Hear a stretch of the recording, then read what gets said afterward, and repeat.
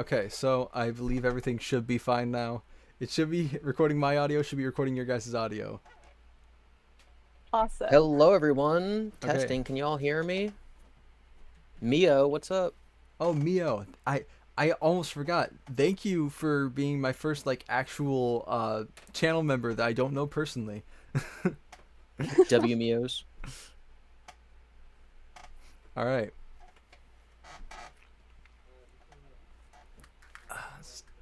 Sorry, one second.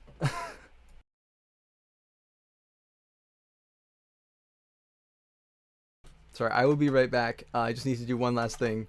Then we'll start officially. Okay. Okay, sounds good. We can just yap. Yeah. Yeah. What's up, Teriak and Zeta? All right. I'm sure when he gets back from this mysterious mission that he's on, he's gonna ask us to introduce ourselves again. But while we're waiting, maybe you and I can just yap for a second. So you just put out your first video a couple days ago, right? Yes, I did on Thursday, I believe. And it's what's today? What's today? Wednesday, I think. Wednesday. How did I lose a day? I don't remember. Oh, good gosh. Okay, so you're like a week out. Uh, I've been on my. Oh, he's back. I'm back. I'm I back. was just gonna say. I was gonna say that I've been watching a lot of channels with only like 10 viewers, and that's how I stumbled on yours. Well, I'm excited and happy that you found it. Yeah. Well, sorry for the odd introductions and stuff like that. So, uh, this is today we are going to be recording Silver's Spooky Sadistic Schmooze episode 6, I want to say. I know that episode 4 isn't out yet. It should be out tomorrow or Friday sometime. And last week we recorded episode 5. So we got a long buffer right now. Uh, but yeah, today we're just gonna have a more casual episode. We're just gonna be chatting with GiBi's Horror Homestead and Essie from FNAF Studies. Introduce yourselves. I'll go first. Hello, my name is Gibby Gibson. I've been doing FNAF videos for about 3 years, and I have I'm gonna say my main series. If you guys check out my second channel, which is called Spooky Shack, because I have two. My main series right now is I'm going over the Tales from the Pizzaplex books. I'm Mr. Book Reader, and I've been finding a lot of fun and also difficulty putting one of those out every week. But I'm also excited. It's very fulfilling, and I love books. Yeah. Yeah, and I'm Essie from FNAF Studies, and I've been putting out videos for about 6 days. um, but it's been really exciting and very fun, and people have been really kind and welcoming to me, and so that's been really a very cool experience and way to start things out. Yeah, I mean, I honestly, I'm very lucky to have been able to get you on the podcast because I this is your first ever live stream or podcast or anything like that, correct? Yes, yeah, and Okay. I'm super honored to be on. It's very, very cool. Well, yeah. So today we're getting exclusive interview slash chat.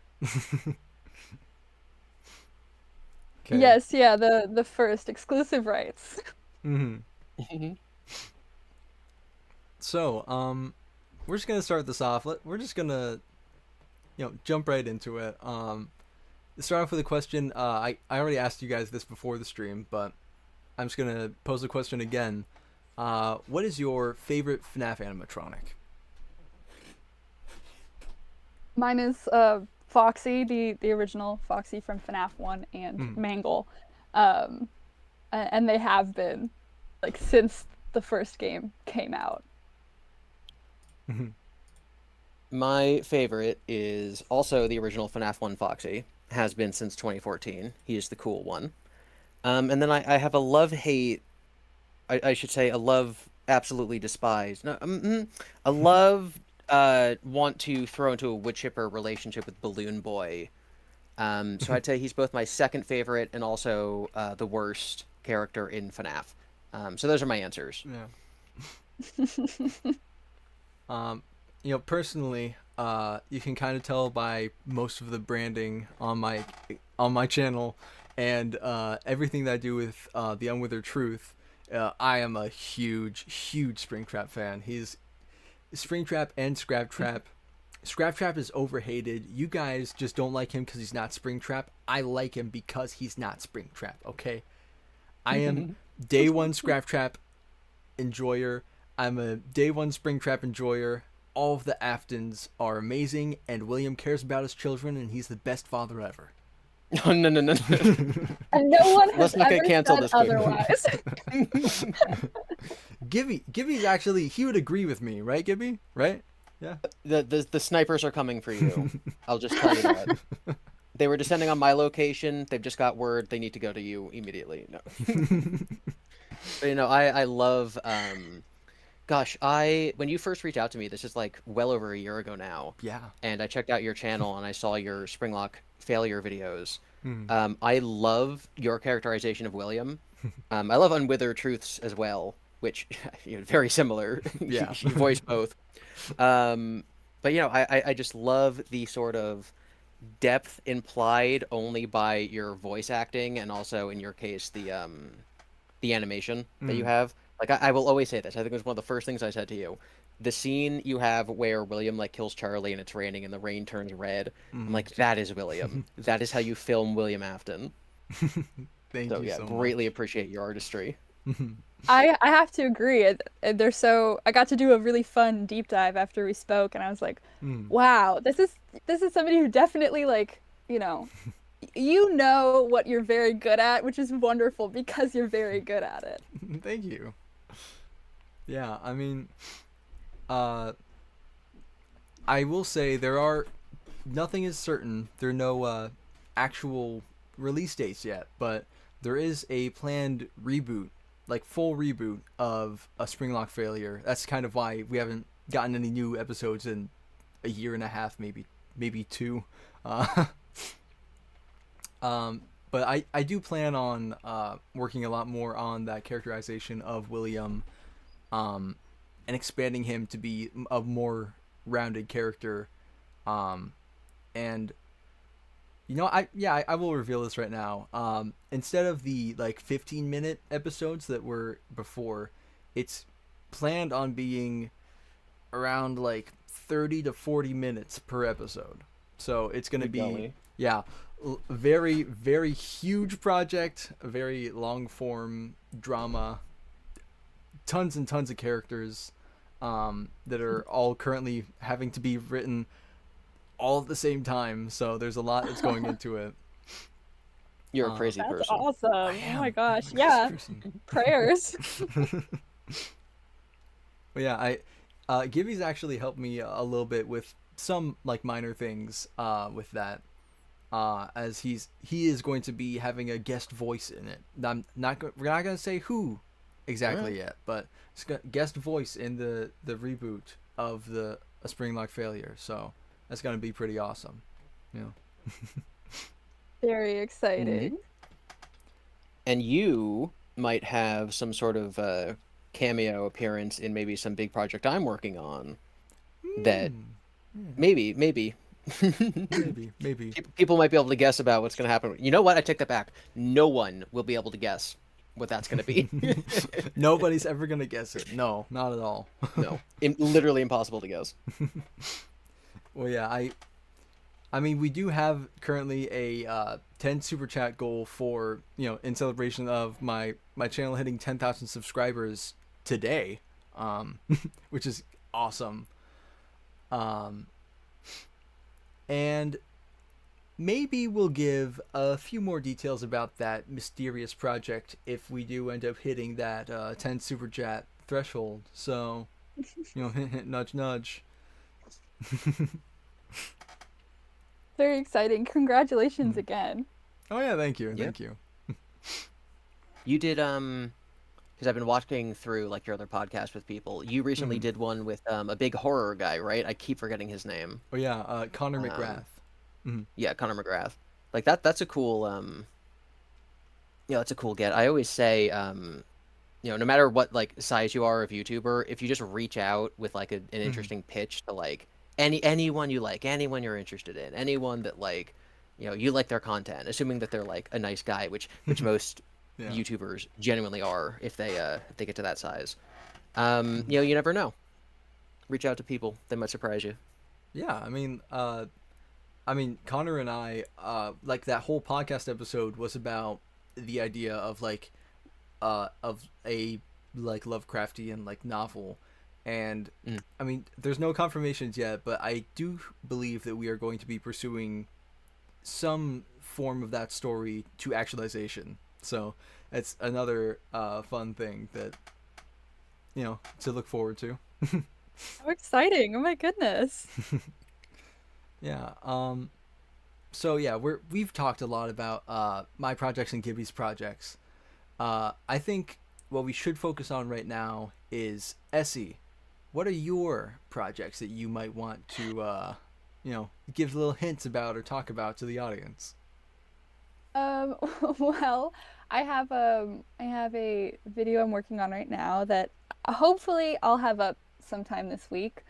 And I get to yap for a really long time about folklore and morality tales, and I'm really excited for that. Ooh. And of course, it's also wrapped in a big Freddy Fazbear bow, so to speak. So, That's the best type of bow.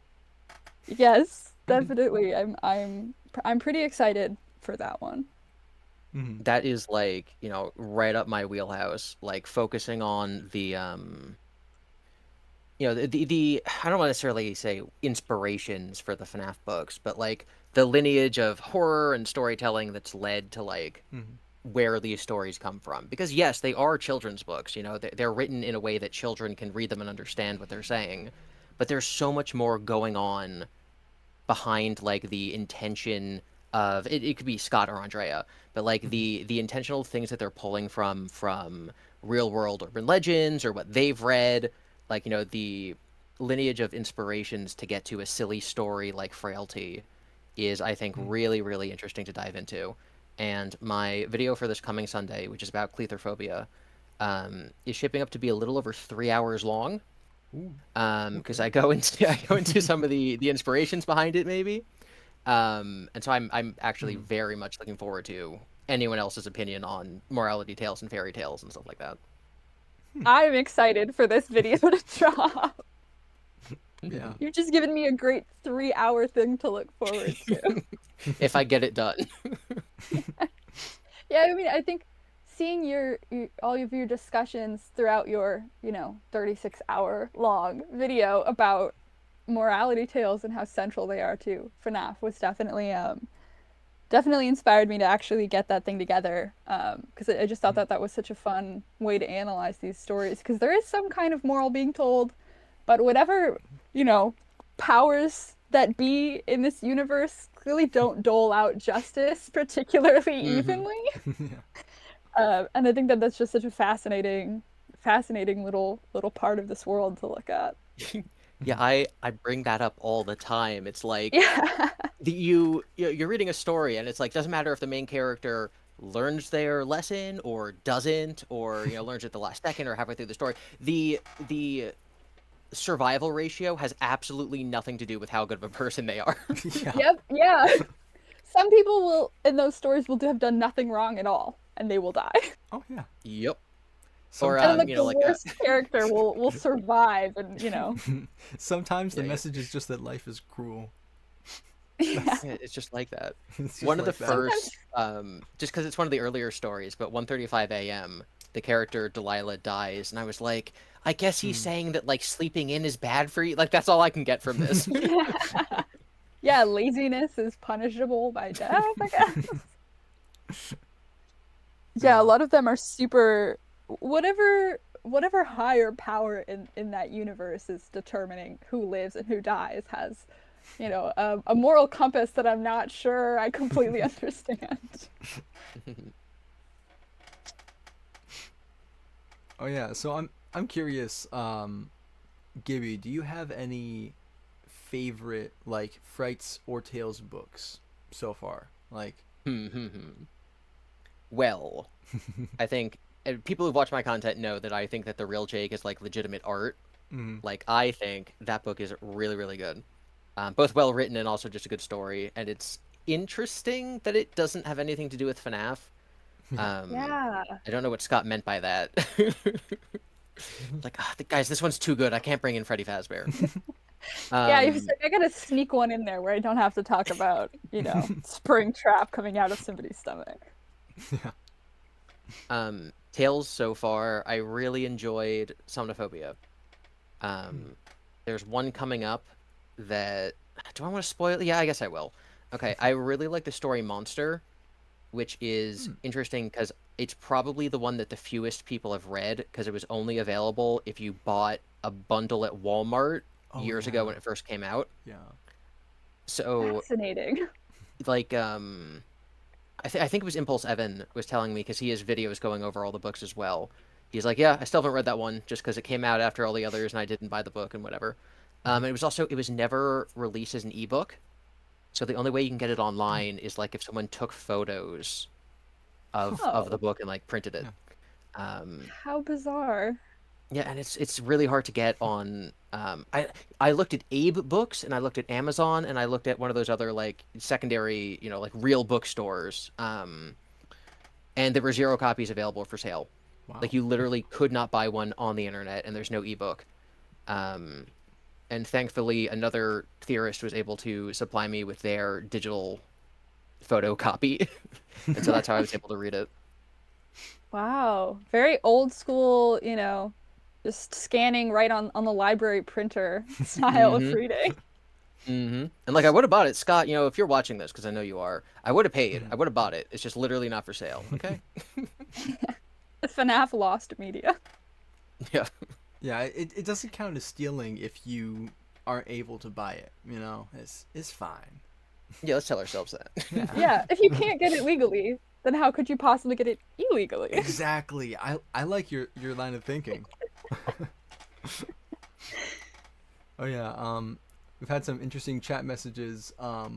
First of all, I don't know how I missed this in the chat. Hi Candy. It's glad to see you in the chat here. We don't need to look at her most recent message. Let's just skip over that one. We don't need to to engage with that one. It's okay. It's something about like accents or something. No, it's okay. Do you have any idea what she's talking about, Gibby? Like some sort Australian. She must be talking about her own Australian accent because she has a video where it's like a fictional in-universe thing. A reporter goes and reviews Fazbear's Fright. That's what she's talking about. Oh, okay. She has one. Okay, yeah. Then let's just skip past that one. So yeah. Not sure how to pronounce it. Teoric.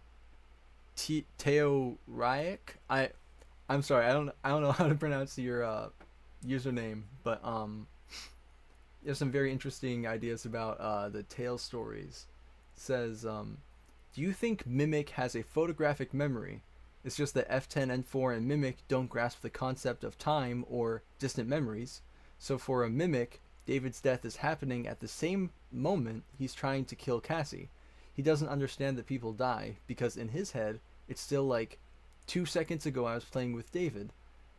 Because they say because their first language isn't English, remember how all stories that exist. Sorry, I think that I think that one's talking about like favorite Frights and Tales story. Like I think that's a different message. Okay. Does the Mimic have long-term memory? What I think is interesting about the Mimic in the games, just because like we literally don't know, so we kind of have to guess by mixing together tales and also how we think it might work in the real world. I personally believe that Glitch Trap is the Mimic program. There could be some Afton in there, but like I think it's the Mimic. And then I also think that like Roxy and Monty and Chica and Freddy before the events of Security Breach, like I think the Mimic is in all of them. Mm. Which would almost mean that it's capable of segmenting off the data it has access to based on what robot it's currently playing the role of. And since that is possible, I would assume it's capable of storing memories. Like, that happened in the past. This is happening now. This is the person I now am. I have learned things. So I would say that, yes, it does have memories like that. Okay. I think I always like just kind of unconsciously thought of it as almost like a camera's SD card. Like it has every snapshot of everything it's ever seen, but I don't know that there's necessarily a sense of like how long between those things. It's more of an idea like it can kind of scroll back. But I think the question of consciousness, how conscious is the Mimic, is really not one I can speak to, as I am not a theorist. Yeah. I mean, anybody can be a theorist if they make a theory, you know? So true. Yes. I'm 100% behind that idea. Because a lot of the time, it's it's people with fresh eyes looking in at stuff that comes up with the best ideas. You know, when I started, 3 years ago, and I wasn't too confident in, like, my knowledge of the later half of the franchise or all the books. But I feel like coming in, with just some vague memories of MatPat videos, and then watching watching so many Impulse Evan and ID videos, and I came up with just a bunch of ideas that weren't orthodox. But now that I've been here for years, my interpretations of things are definitely flavored by what I've now thought and staked my reputation on for all this time. So I almost think that newer people who have like not made their thoughts and theories known and thus sort of cemented them in their own minds will have better insight than those of us who have been doing this for way too long. Yeah. I think I don't have any original thoughts about the story that I think would be interesting to anyone, including myself.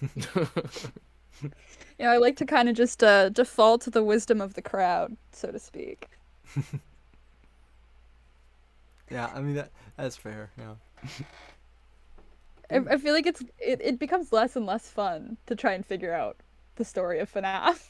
Over time, it starts to feel a little bit more, to me at least, like almost more like a chore when it could be so fun to just kind of look at what we have now and go, what is this? What am I looking at? Yeah, I mean, trust me, I know that feeling because like I said, I'm writing the entire reboot, like the at least general ideas of it, like this here, this there, for a while into the future. And to do that, you need to think about the entire FNAF story, like everything and how it would play out like in like a show, and of course I decided, it would also be fun to throw in Intentional seeds then. Oh, sorry, what? Oh, no, I was saying, I imagine you probably have to plant a lot more intentional seeds than perhaps Scott did. Oh, yeah. Well, yeah, I also decided to bring in the books and ideas from the movies and stuff and like mash them together with the games. So it's a whole new headache. Also, yeah, hi Clavis. Hello. What's up? Sorry. I was just gonna say, speaking like with Unwithered for the last couple of years that he's been doing his stuff, it's this exciting playground of you can take things from here and there, right? Like he has Detective Larson, or he's his uncle. Around the time of the MCI, he can pull characterization from any parts of the timeline that he wants. He can combine the MCI and the DCI, stuff like that. But as it goes, he's now working on the third video, but he also wrote a book, Yeah. and so it's still a fun playground to pick and choose from, but as you cement your own canon, it creates a series of things that you need to like keep in mind.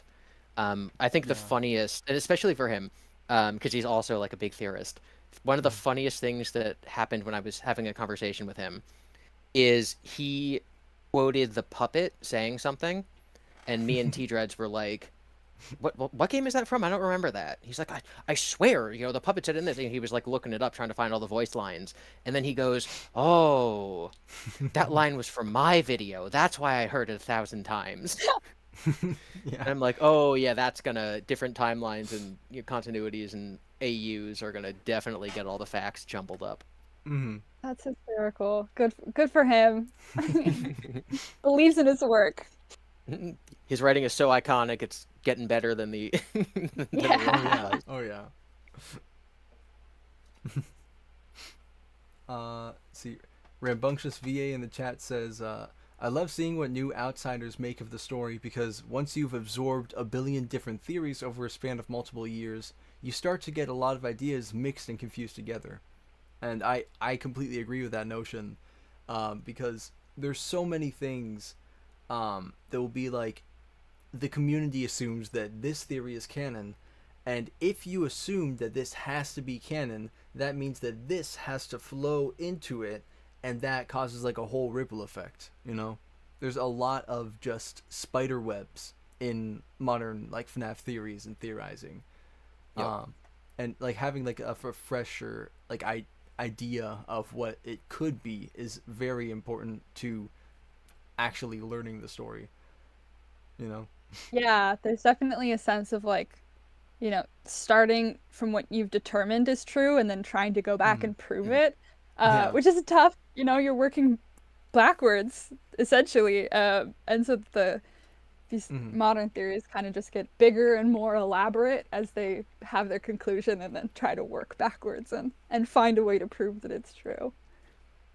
Yeah. Yeah, and then the as people who do it for videos, right? So you got to make the video digestible because it's your living. You got to make money on it, but also videos are a very difficult way of explaining information, because unlike an essay where if someone reads a paragraph and kind of gets lost, they can just look back at the previous paragraph and read it again. In a video, you need to explain things so people understand what you just said, what you're currently saying, and can sort of assume what you're about to say.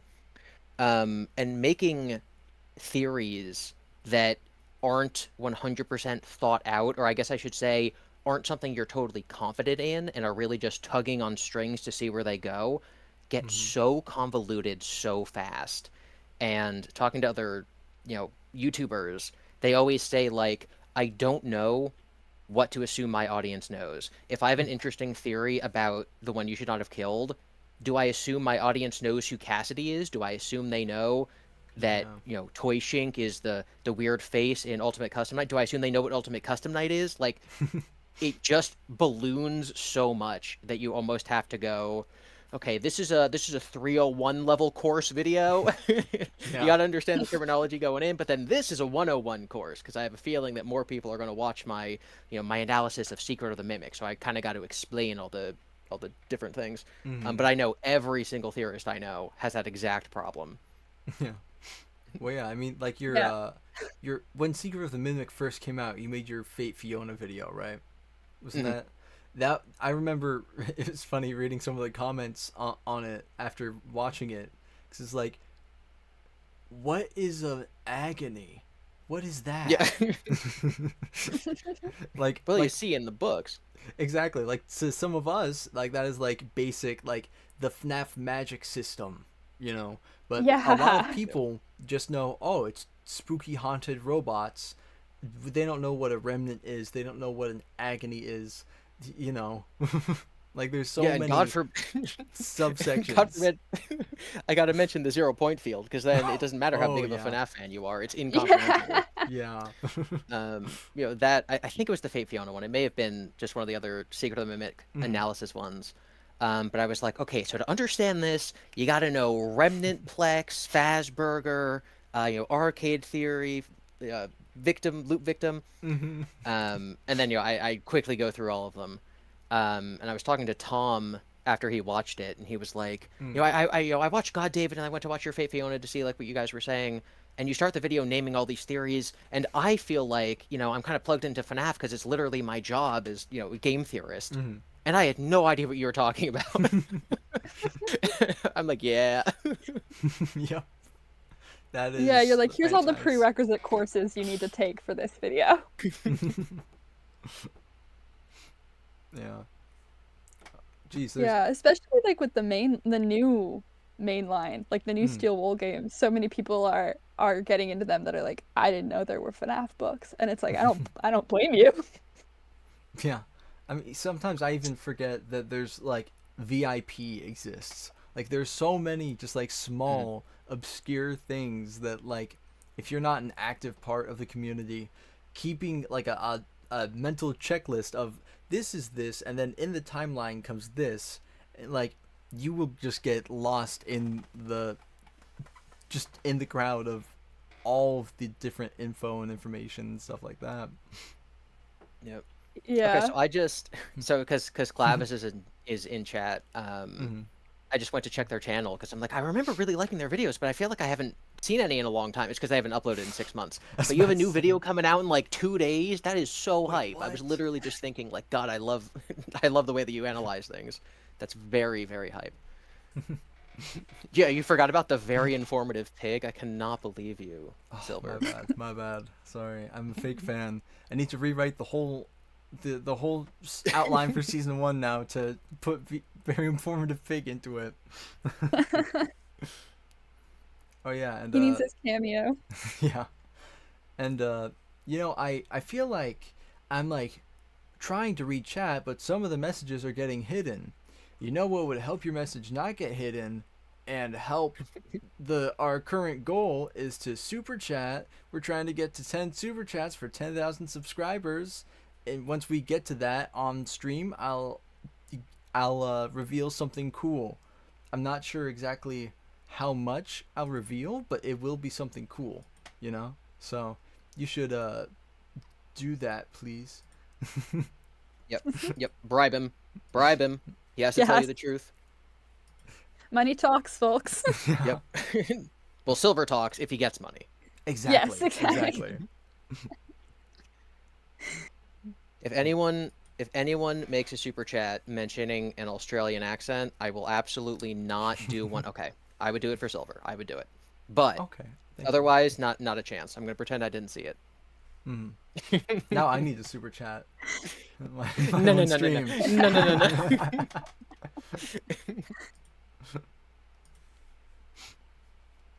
Oh gosh. All right. So I don't want to feel like I'm, asking the questions here. It's totally your Oh stream, no, but I go ahead. just, This is a you know, chat. yeah, it's a chat, and this Yeah. is like the first time that I've been able to talk to Essie outside of like YouTube comments. Yeah. But I'm so whenever I like talk to a new theorist, right? Because I've said this a couple times, but like I only watch FNAF content on my Horror Homestead channel, and so I just get recommended videos with like 5 views. And so when I talk to people who like just uploaded like their first video, like I don't know if you know Erisp, she made the Mimic as a dinosaur. And then like FNAFology she's been around for a while now, but like when her first video came out, I was like, oh my God, I love this. I always want to know, this is like my number one burning desire with people is like, what is it about, because I have my own answer to this. What is it about Five Nights at Freddy's that made you go, my voice on this needs to go out into the internet to the point where I'm going to learn editing software and I'm going to like, make an account on youtube.com. Like, Yeah. why FNAF? Um, I mean, I got into FNAF the month that it first came out, the month the first game came out. And it like I have been very steadily, completely involved ever since. And I think as I kind of progressed in my studies and working towards my degree, I found that more and more the community is kind of bringing in bigger literary terms, which is really cool and very exciting to me. And I feel like sometimes they can get a little, I don't know, it can all get a little difficult for a viewer to understand, even myself. And I felt like it might be nice because I think it's a premise that I would have liked to see. I thought, it might be nice to give people some kind of anchor that they can work off of when they hear people in the community discuss FNAF and how much of Scott's input should we be considering in the modern games, and how much of the older games can we write off. I felt like I would want to see a video like that, if that makes sense. Like I feel like those terms can get confusing very quickly. Mhm. Excellent answer. When it comes to YouTube in general, or I'll expand this to art in general, right? It's like you want to see something, and you get this burning desire to sort of be like, you know what? I'll make it myself. And as long as that's your motivation, instead of like money or fame, Mhm. then like you're probably not going to burn out. You're probably going to have a lot of like, because you do it, and then there's this dopamine satisfaction of, oh my God, people liked that. And then that Yeah. helps you do the next one, and that helps you write the next one. Whether it's a novel, whether it's a YouTube theory video. When I made my first video a couple years ago, I my sort of big claim to fame was arcade theory, which is basically just the idea that the arcade machines are haunted. And I was like, what if this is like the correct answer and no one else has ever thought of it? Like I sort of Mhm. I owe the community, like, guys, I have a thing and I need to say it.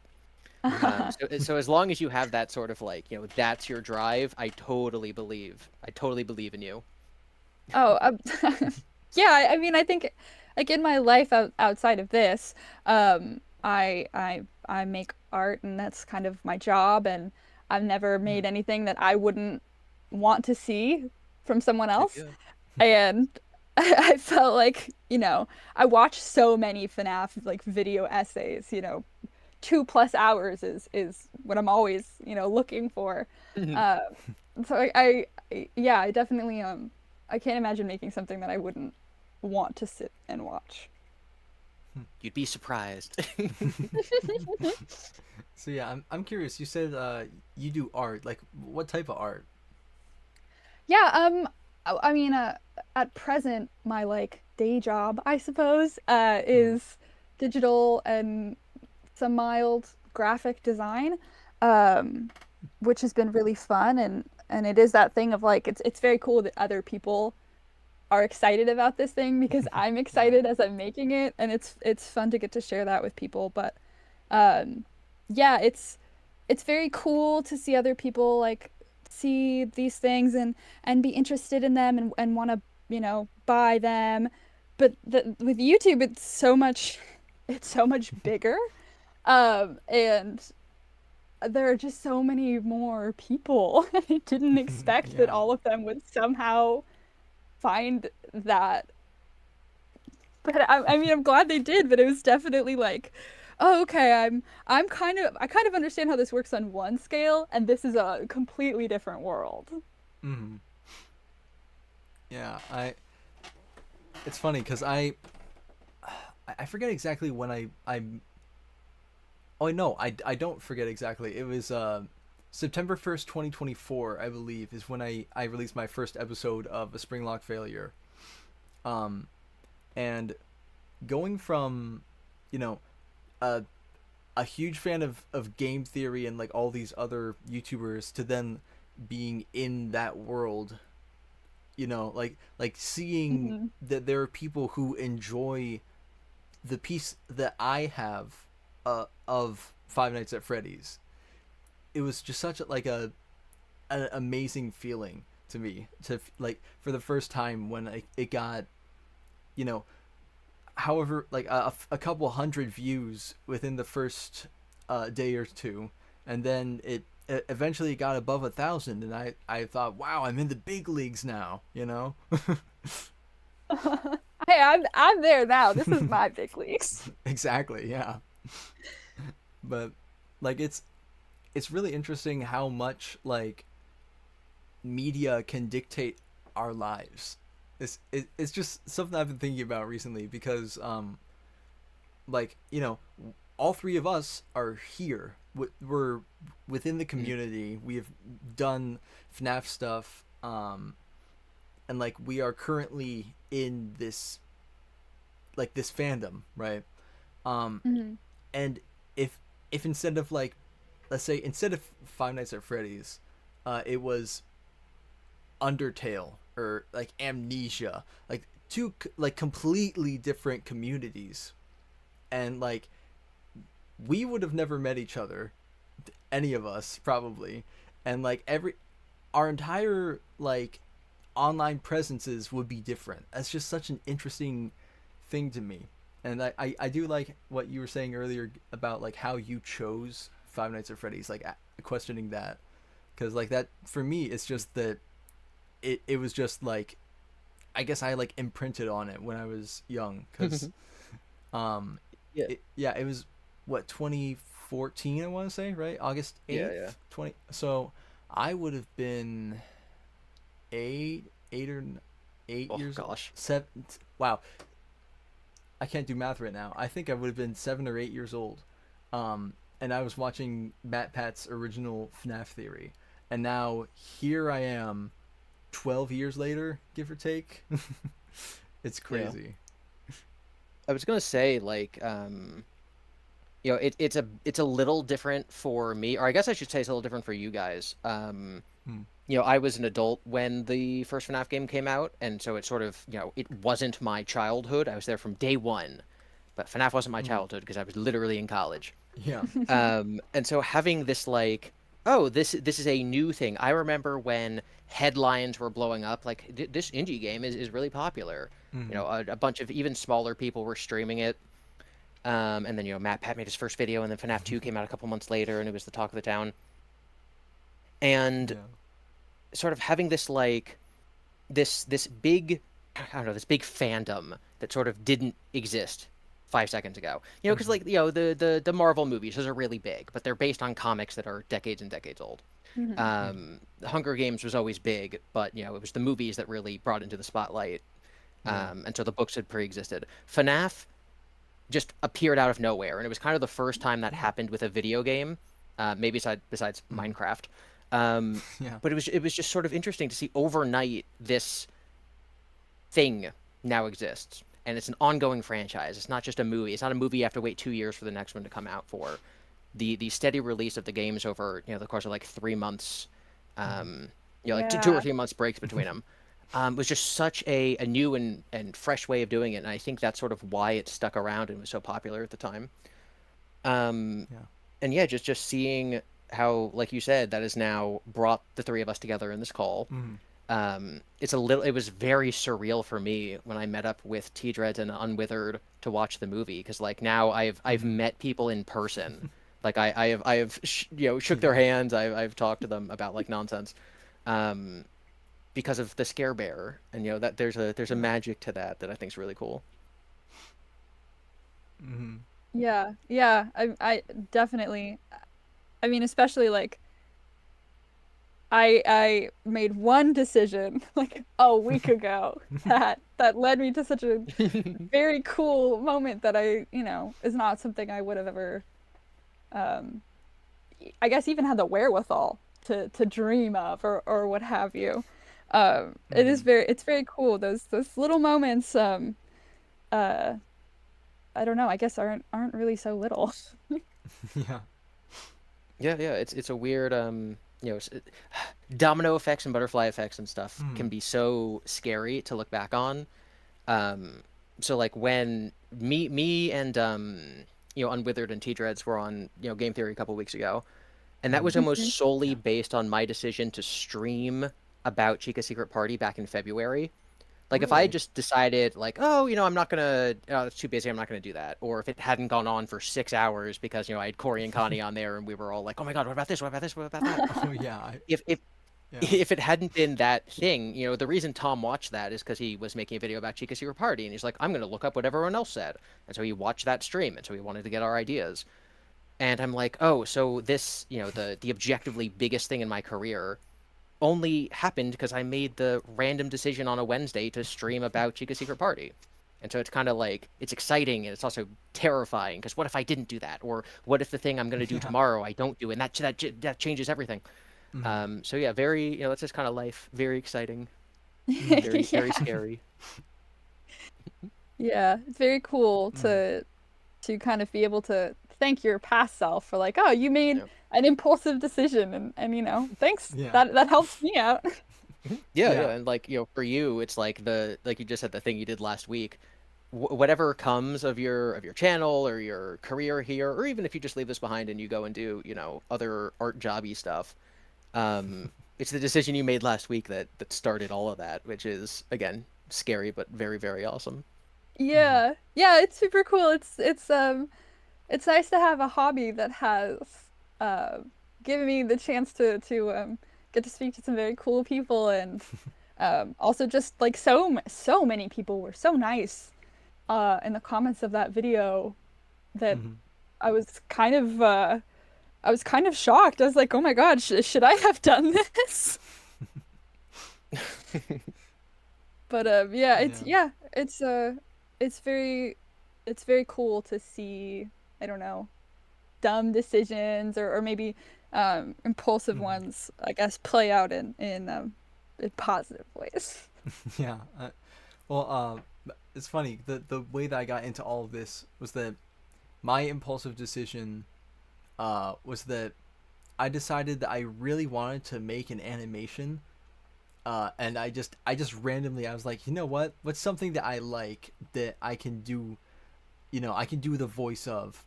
It was Five Nights at Freddy's. Was the first thing that came to my mind. Um, and I if I recall, it was my junior year. I want to say that sounds right. Um, but I think I was taking pre-calc at that point, and I had like by the end of the semester I had like a D plus or C minus or something, like right on the cusp of Oh, not being okay, because I was pulling Oh, all nighters to get the video out by the deadline that I wanted. bro. Um, and honestly, like if I hadn't have done that, then I like because honestly, pre-calc doesn't really matter that much in the grand scheme of No, Lordy. things, but I mean, I can't imagine having passed pre-calc ever, let alone while making, art. yeah, I am very lucky with like the opportunities I've been given, and honestly, like this is not the cheat code for any of you high schoolers that might be watching this. I'm not saying, yeah, you know, oh, sorry, I No, no, just no, no, no, no, no, no, no. we got a super chat. Hmm. Oi, mate, you better finish your story, mate. Oi, high school. Just remember, kids, stay in school. Ha ha. Kangaroo. Ghibli says to take your high school lessons good. Oh wait, no, I think that was the word lessons. That kind of worked. Um, what do you say? Crikey, I hope you do well in calculus. Stay in school. Go to college. I'm That's gonna go. beautiful. I'm gonna go under my desk. I'm going to cry. I'm gonna mute myself. I'll see you guys later. No, that was beautiful, Gippy. Stay. No, That no, was an no. amazing guest star that we just got. This person's name is Rambunctious VA. I'm guessing that's voice actor. This voice actor. I just embarrassed myself in front of this voice actor. He's fantastic. He's a very, very Exposure close friend of therapy. mine. Exposure therapy. The homestead from down under. The homestead from down under. Yeah. See, I'm okay with this. Crikey. Uh, but but yeah, so anyway, to finish my story, that was not me saying, skip school, get bad grades. I'm not saying that at all. Don't let that be your takeaway, okay? It's just that like some people have very specific paths, and for me that was my path. But that's probably not the path for most other people, is forgetting about your schoolwork and not doing your homework because of Five Nights at Freddy's. It's not the smartest decision. Okay, I'm just lucky that is like what life had in the works for me. Yeah, you need to finish those math classes, kids, or you'll never be able to help us find out when the fuck FNAF 1 took place. Exactly. You won't be any help if you haven't finished your math. If you don't know how to calculate inflation and figure out when the the paycheck would have been from, then you're not allowed in the FNAF community. Sorry, you gotta do good at school first. Then Freddy Fazbear will give you a pat on the back. He'll say, "Good job, superstar." You know? Freddy Fazbear will be at your high school graduation. Yeah, he will be. But yeah, it is fun that just so many small decisions leads to something so big, you know?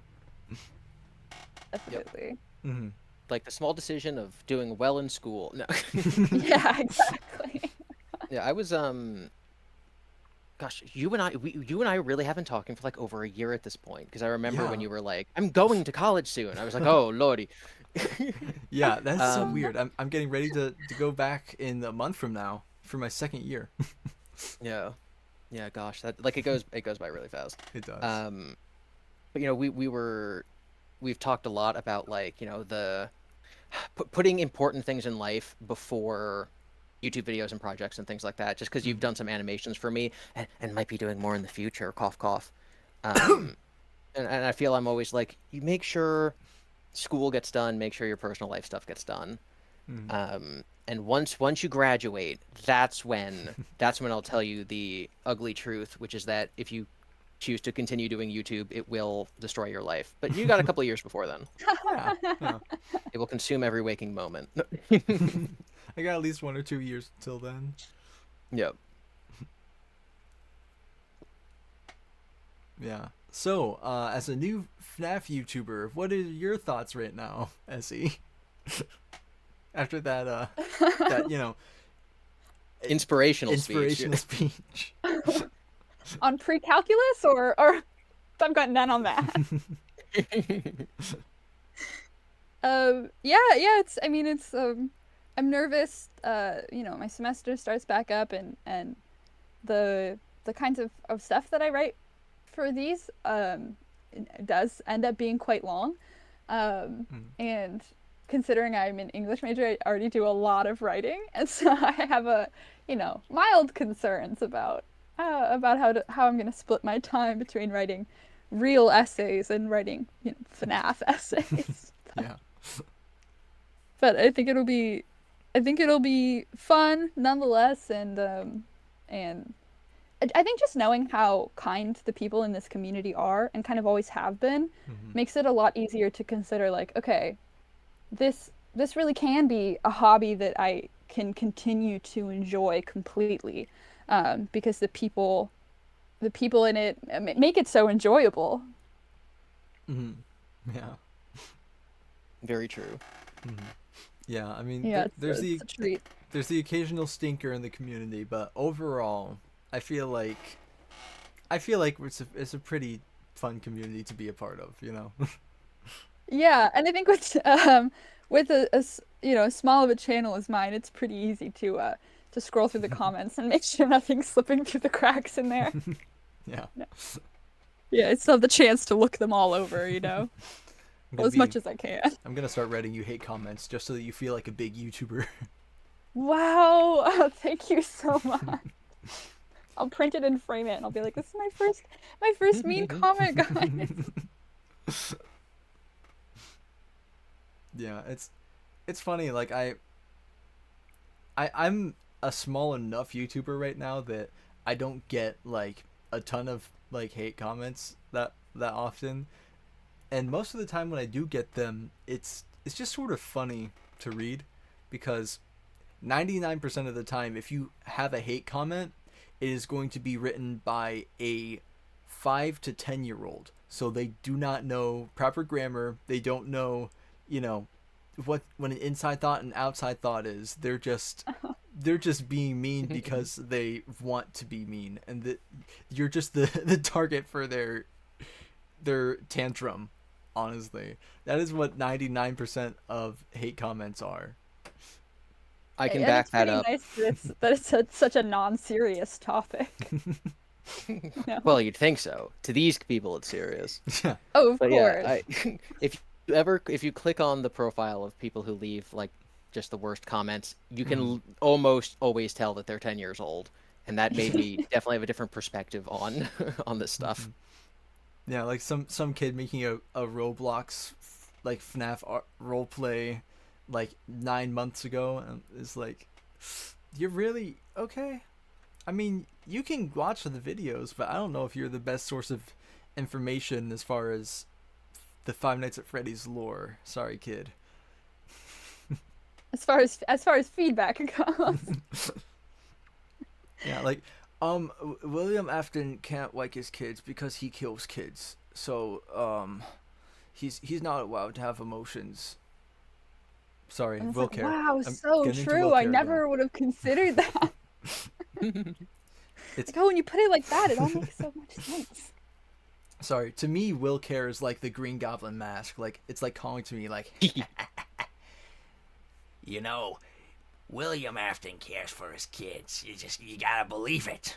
You know, just every day I'm fighting the urge to make some obnoxious tweet and hopefully actually get people angry at me so that I get followers on Twitter. You know. Oh, It's trust the me, it only way to works. get followers Yeah. on Twitter, so. There's, Yeah, I had there's a to- careful balance act of doing it to get followers and then stopping just short of the death threats.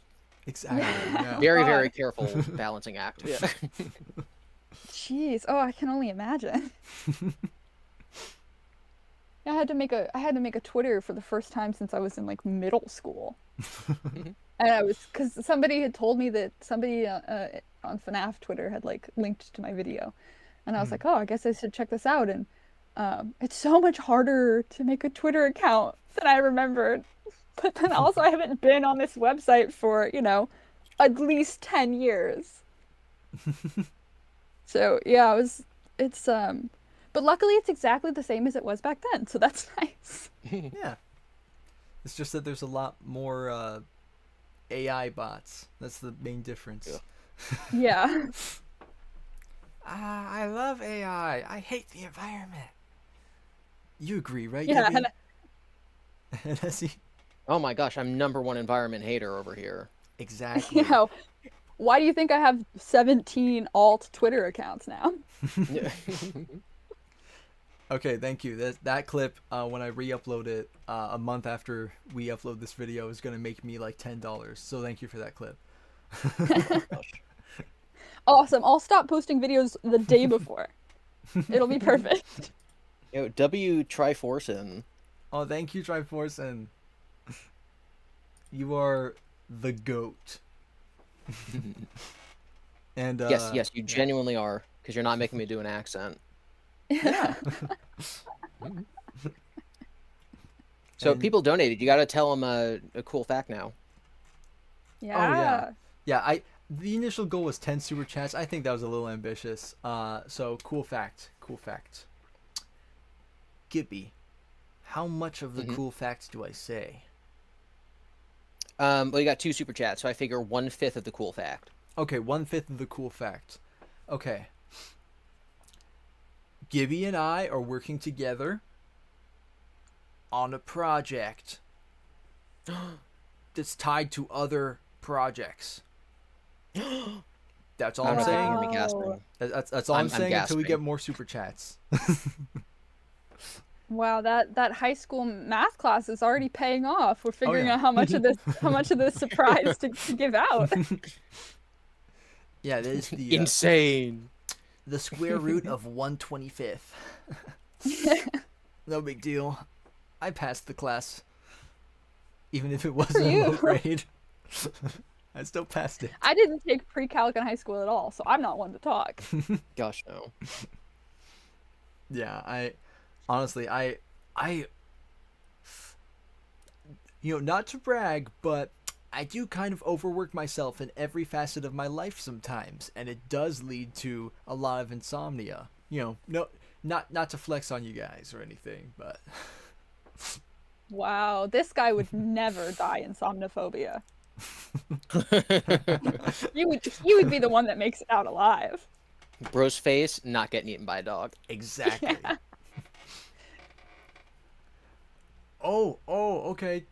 We got another super chat. Okay, you just give me all your money. Thank you. Okay. Just a little bit more. Just a smidge more. Just a little breadcrumb more.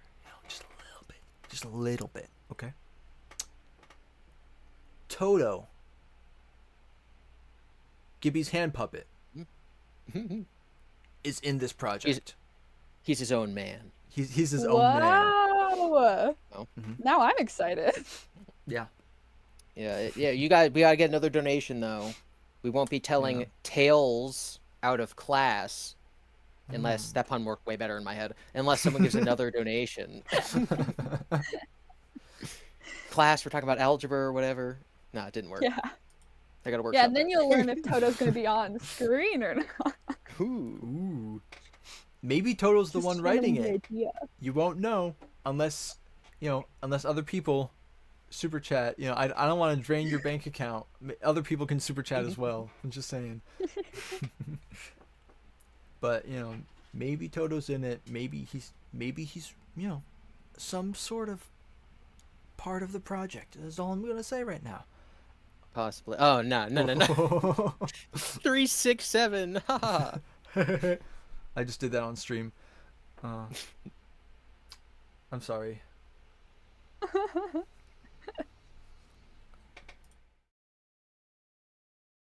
No, I'm just kidding. We're continuing the stream. Okay, so a little bit more. Okay, what this is? I accidentally set it to be only $5 and up super chats, which I didn't mean to do. But this is 5 super chats now, right? 1, 2, 3, I think it's 4. I think you four. gotta Okay, go back no, this to is your, 4. This is 4. Okay, back to algebra. yeah, I need to go back to algebra. Jeez.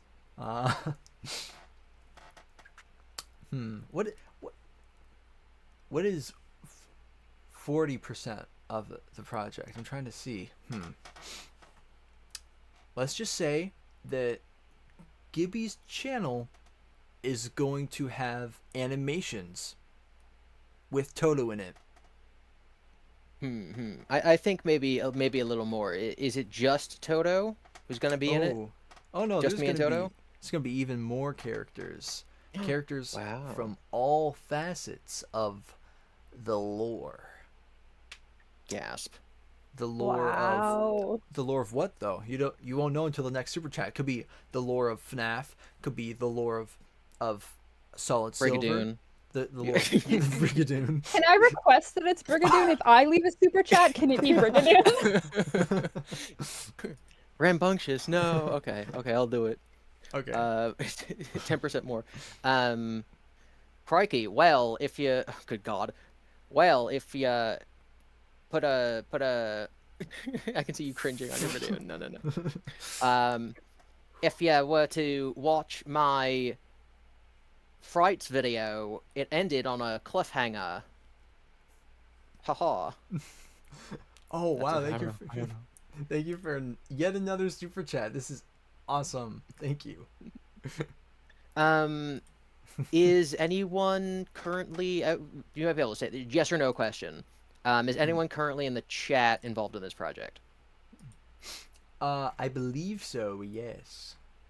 Okay. Interesting. Yes, I think this unnamed person that you have no way of knowing that would be in the chat is still in the chat. I believe they are still in the chat. Oh my gosh. What are we at 6 or 7? 6 or 7. What are we? We're at 6 now, I believe. Okay. Country accents. Yeah, I can do that. I can do that way better than Australian. I'm nervous. I'm gonna go hide under the table first. Okay. I don't know what to say.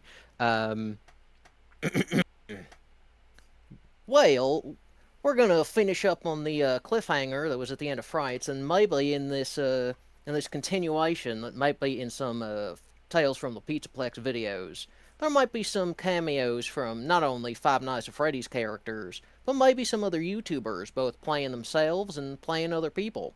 And some of those YouTubers might be in chat right now. That was terrible. That was beautiful. No. That's peak. I'm gonna Fazbear Frights myself. No, I mean you're getting encouragement from this fantastic voice actor in chat here. So That's I true. mean, Thank you. Ooh, New Chipperhead new cannon? Chipperhead. Yeah, I saw that at the same time. That I am permanently going to read Chipper as like talking like this from now on. That is that is perfect. So Gura Logger did say F10's data storage looping through memories leaking into reality is Fate Fiona-isms. And I agree, and that's sort of what my the Tales project is ultimately building up to, like discussing that. And maybe in this project that Silv3r's helping with, it's possible that like that could be an explanation for how things happen. Maybe, I don't know. Perhaps. You guys will find out in Brigadoon. Brigadoon 2. Yeah. More Brig. Yeah.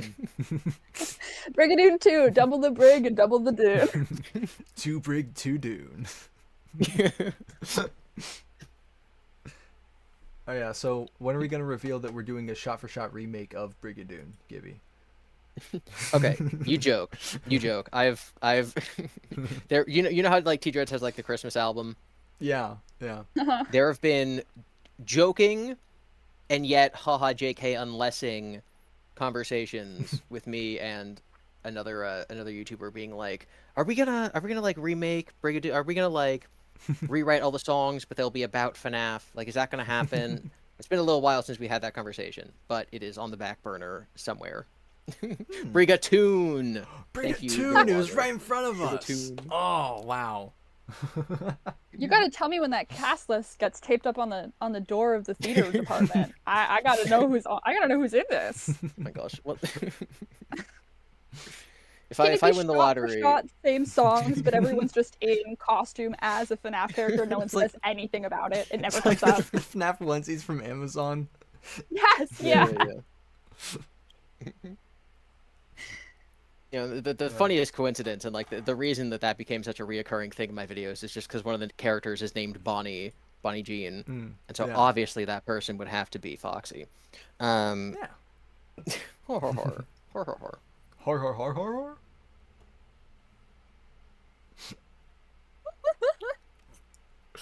Okay. Well, we crack ourselves up, even if the audience isn't. They're enjoying the accents. We're enjoying the clever wordplay. It's just crickets in chat, man. They're just waiting with bated breath for GiBi's next impression. GiBi's next accent. Aren't we all? No, I don't think we are. I don't think we are. What is an accent that you've never done before, GiBi? Just for no reason in particular. I don't even know what to. I don't know.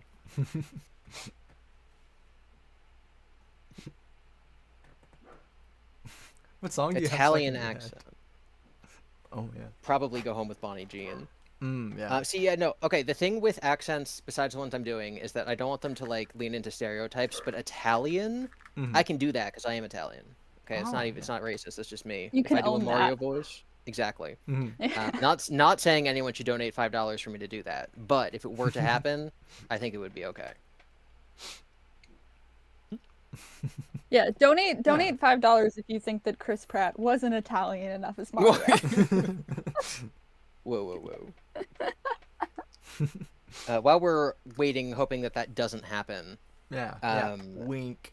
Let's talk about your I don't know, your animation process, because if anyone's watched your videos or the segments you've done on my channel, it's a very, I don't want to say sketchy, but it definitely has this like rough aspect to it that I find to be incredibly visually in sync with the FNAF story.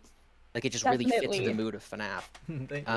So tell us a bit about your style, how you came to it, how you think it fits with your stories themselves. Yeah, well, my general style, I will say I take a lot of inspiration from certain Hellboy comics, like by Mike Mignola. That's a big influence on me, like aesthetically, just like the sort of like more blocky, like sketchy nature. Like it's almost like it's similar, I guess. If in animation would be like something like Samurai Jack, I guess. Where it's a little less cartoony than that, I want to say. Like it's not quite as far in stylization as those, but I often do take a lot of inspiration from those, and like animes and stuff like that. Um, like this is this is a fun thing that was just gonna be for me is I have planned in the reboot for Springlock Failure whenever that starts coming out. I have planned because my favorite show of all time is Neon Genesis Evangelion, right? There's going to be one reference to it in each episode, you know. So that's gonna be somewhere in there. I'm just letting you guys know ahead of time, months and months ahead of time. Uh, but Fun. I love that. yeah, but a lot of my animation process honestly just comes from like watching shows like that, like almost like furthering myself from the plot and just focusing on animation. And I see things and I'm like, that's cool, but I feel like if they had more time, that they had to like add one thing. This is the one thing I would add. Then I add that to my own animation. All right. That's sick. That's such a cool process. I dig that. Yeah, and I I do my storyboarding a little bit weird because like I don't really like storyboard like still images that much.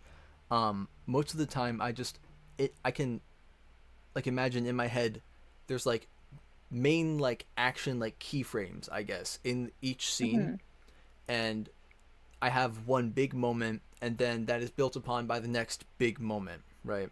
So I just think about how best to frame those big moments to have them be similar in framing and in concept and stuff like that.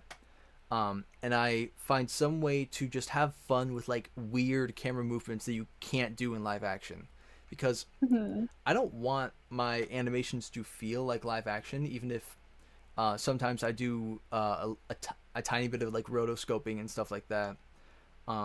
I want it to feel like fluid, like animation, like it is something that can't be done in live action. Um, and I say this as somebody who is majoring in digital arts and is minoring in film production, so it's like two very like different like I guess like halves of my creative process. I kind of cut myself off a little bit when I'm working in one medium or the other, live action versus animation. I almost always try to like build up the strengths of the medium that I work with. And that's also why like I was always interested in making comics. And if I do, I might, you know, somewhere down the line I might end up making web comics or something like that, that tie into a Springlock Failure. But that would be, I would want the comic to not look like it was like still frames of animation. I want it to look like a comic, to feel like a you know a comic book that you could pick up and read, you know, from a comic shop that still exists somewhere, even Totally. though if it does exist, because comics are, you know, not as big as they once were. Well, I promise there's still they're still out there if you're looking hard enough. yeah. That's really cool. I originally went to art school with an intention to end up working in comics, and that's a very very cool way of finding yourself in the middle of two kind of I don't know, different sides of maybe the same spectrum. That's really neat. Yeah. I forget exactly what scene it was, but I want to say it's from a Springlock Fantasy 2025 second loop, I think is what it was from. That I literally I had the like initial like framing of the scene. I had characters like animated and stuff like that. Then for like special effects of like agony, like grossness, like tendrils and stuff like that, just to make sure that it felt random and that there was no pattern to it, every frame I would close my eyes and just add like tendrils wherever it felt like it was necessary. And then from like every like 1 to 5 I'm 3 to 5 frames, is how I animated that, like the mass of the agony, and then from there I did the in betweens of like that's how I get it to like squelch and feel like unnatural, you know. That's really cool. That's so clever too. Yeah, I wouldn't have thought of that. Well, yeah, because I don't. Oh, 1 second. I have my drawing tablet not connected right now. But this is my drawing tablet, and basically I would just have it like in front of me. I would take my pen and then just move my arm without moving my wrist, you know, and just let the art guide me in that way. That's Very cool. awesome. That's so clever. Yeah, that's why I love animation, honestly, because you can do a lot of stuff like messy, especially with the style that I like chose and like figured out worked best for me, is the messiness, and just letting it like animate itself. It just gives it this like, it feels more organic as the animation process rather than it, you know, artsy like filmmaker, like this is the shot and then this is the shot. There is like swaying motion within it that can't be like planned out, you know. Totally. Yeah, it's very cool that you're really taking advantage of the you know, the uniqueness of this medium. Like that's what's so great about having so many different versions, is there's a lot you can't do with live action Yeah. that you can with animation. Yeah, cough cough Disney. Yeah, like I know Oh at gosh. some point, Gibby, you talked about how, well, at multiple points, about how writing a story with while imagining that it's really a movie is like, you know, Yes. Yeah. you're losing the whole point of working in the storytelling medium instead of in the visual medium. Yes. And I think it's similar there too. Yeah, 100%. It's why I'm so, as someone who can't draw whatsoever, I'm so interested in comic books in particular because of the way that with a still image you have to convey motion. And I'm like, what a challenge, you know, especially because like, when you think of comic books, you're thinking of like superheroes, right? Yeah. And so what do? They punch people, they fight.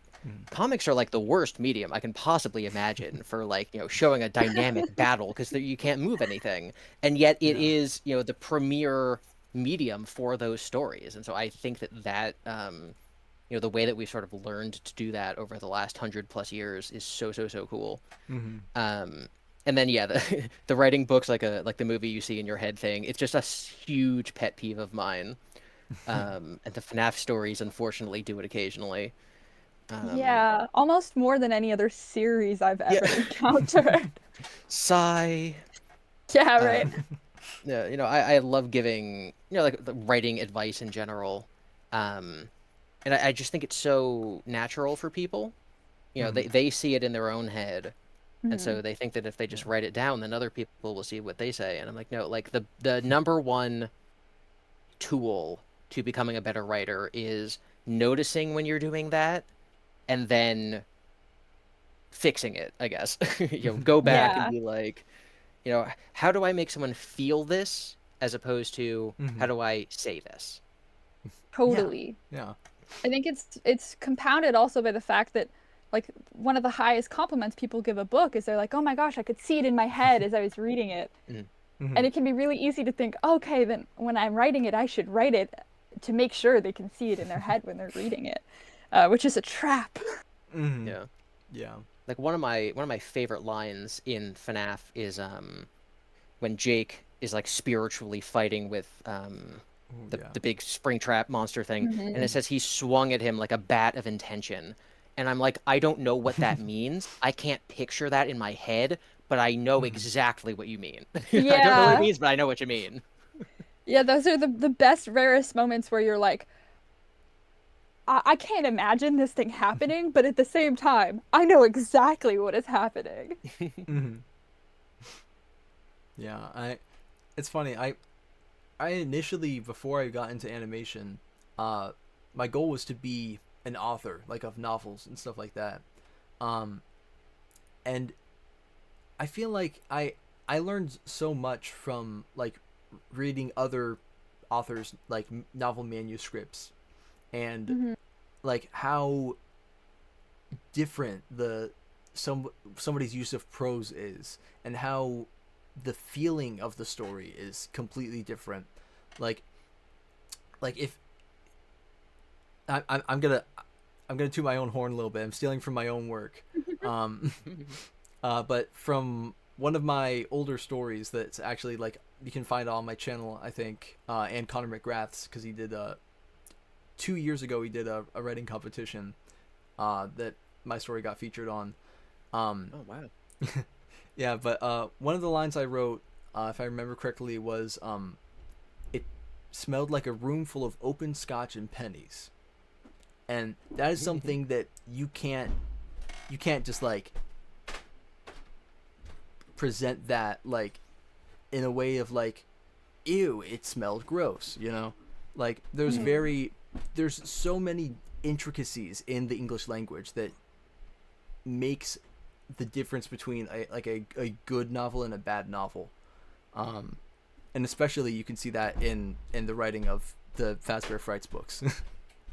Yeah. Yeah. Yeah. I think as someone who did the opposite of what you did and went from art school to English and creative writing, I think smell is one of the most fun descriptors you can use, because that's like something that you essentially can't use in any other form of Sorry, just give me storytelling. 1 second. I'll be right back. Yep. Oh, you're good. Yeah, I was gonna say, you're making a movie. How do you say that a room smells like pennies and scotch? Like you literally can't. Yeah.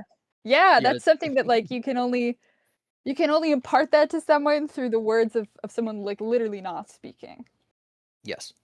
Yeah, which I think is one of the tough parts about a lot of movie adaptations nowadays is slowly they're like adapting movies that are so um completely driven by like a character's internal monologue, and it's like those moments of scent that you couldn't get in a movie. Yeah, and so you either have to have a narrator doing the internal monologue, Mhm. or you gotta cut out half of the story. Yeah. For absolutely no reason, I just finished reading The Haunting of Hill House, which a classic horror novel from the 60s. Hmm. And I know that they've made it into a movie, and I know they've made it into a Netflix show, but so much of it is just inside the protagonist's head, like how she's interpreting things, and even the tones that other characters are using are kind of left up to your imagination to be like, Hmm. are they actually saying negative things about her? Or is she just sort of interpreting that way? Or is she possessed by a ghost? And the ambiguity of that you can get through the prose of a book is not something that can be in a movie. And so I'm like, Yeah. how did they do this TV show? Because I Yeah. don't think it can possibly be as good if they have to literally depict what's happening. Well, yeah. Yeah, absolutely. Like unreliable narrators are the best because you have no clue if what you're seeing is the truth, and you never will. Hmm. Well, yeah. That is something that I do feel like is like a plus for movies, is that a we kind of, as a viewer of a film, like take for granted this is what is happening in the scene, but when there is like that sort of unreliable narrator, it like completely retextualizes everything about the like our eyes, you know. Yeah. Yeah, there are some definitely like there are some great moments in a couple films I really love where Mm-hmm. you go, "Oh my God, okay, nothing I just saw. The entire first hour and a half of this movie was really happening Yeah. the way that I thought it was." It's such a fun Mm-hmm. twist to be like, "Oh no, our main character has been lying to us and we had no idea." Yeah. Yeah, that's a fun one. It's a little easier to pull the wool over people's eyes in movies, I suppose. Yeah. Well, especially like I do like that there is so much variety in like what a medium can like represent and present to an audience, depending on how Mhm. like it is, like, because what off the top of my head, there's novels, comics, animation, film, TV shows, you have audio dramas, like all of these have different strengths and weaknesses, and what the layer of reality is different in each given medium. And no matter what, you can always break that line of reality because none of it is real. Totally. Yeah, it's cool, especially like how all of those different mediums can lie to you, basically, you know, Yeah, or deceive you in their own unique ways, which is so fun for the receiver. Yeah. Fine, That Freddy's the receiver. I was about to say that word triggered my fight or flight response. I just Cassidy Same. receiver, bite victim receiver. Like, oh no. So, sorry guys, my bad. I'll mix that one from the lexicon. Remember, There's so many. I'll be out. Fazbear. I'll be out in my like day-to-day life, and like, you know, a FNAF word gets by FNAF word I mean like parallels. Like when I'm in geometry Sure. class and I'm failing, someone says parallel, and I just like jerk up and I'm like, oh, tails. Parallels is a fun one for every English class I'm ever in. You know, it's like, oh, I hear about parallels all the time. Uh-oh. Yeah, it's funny because I do so many different Springtrap voices for projects. Come back, those two words, or even just the word back, it just triggers something in my brain of like, that's the Springtrap line. I'm truly like FNAF brain rotted at this point. I mean, it's been my life forever. No, that's so real though. The worst part is like it's increasingly becoming more and more the word burger, which is like Yeah. that's inconvenient. Fazburger. I can't even say that I've really watched, more than maybe 2 theories about Fazburger, and yet it lives in the back of my mind. Yeah.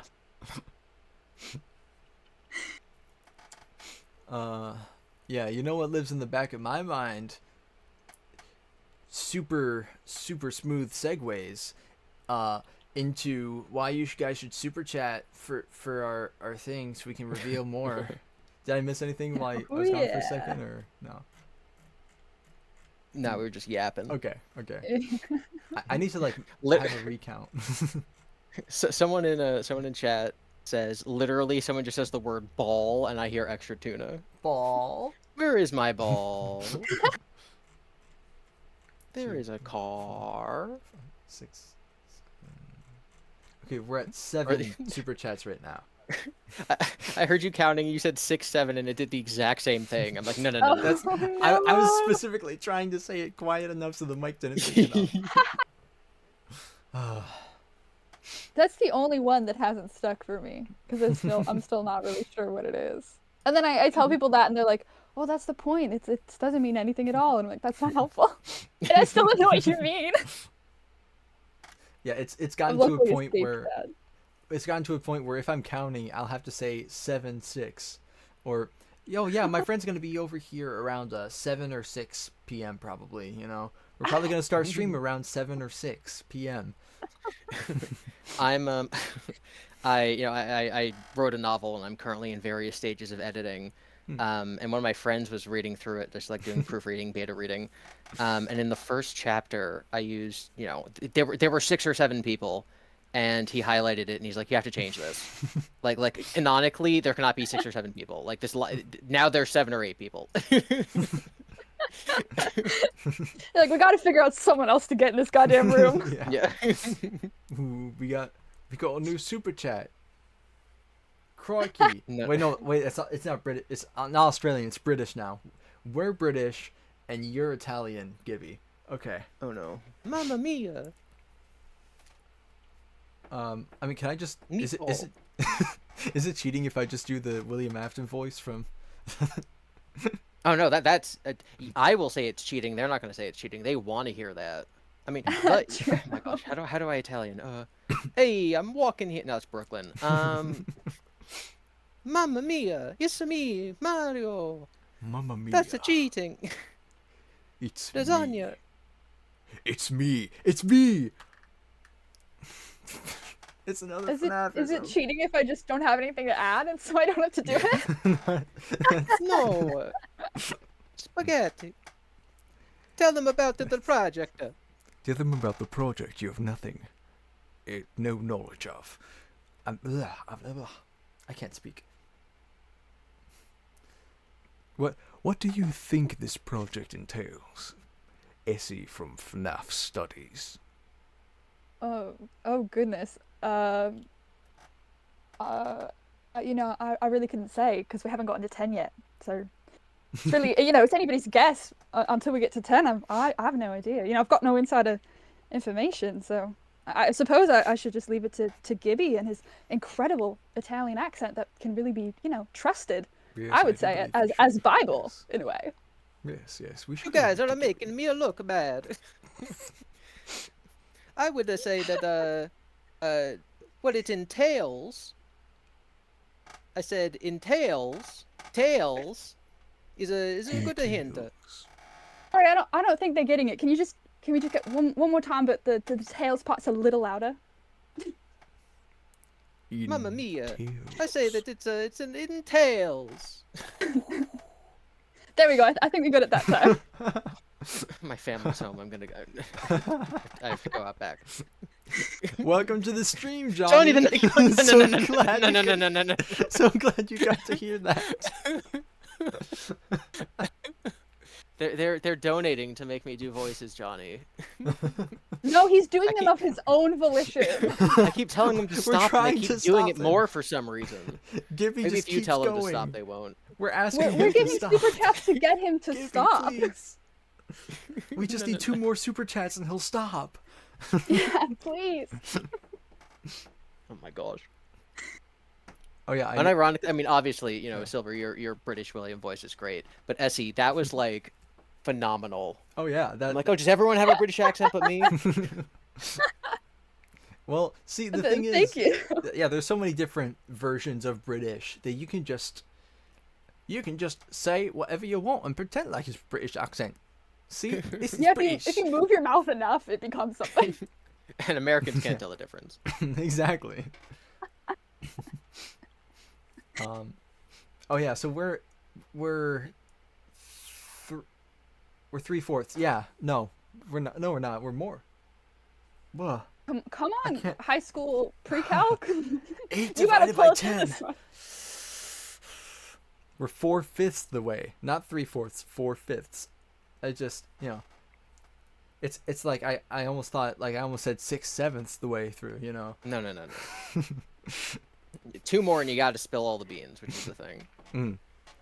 Okay, well, for now we will just say a little something. There will be quite a bit of William Afton in this project.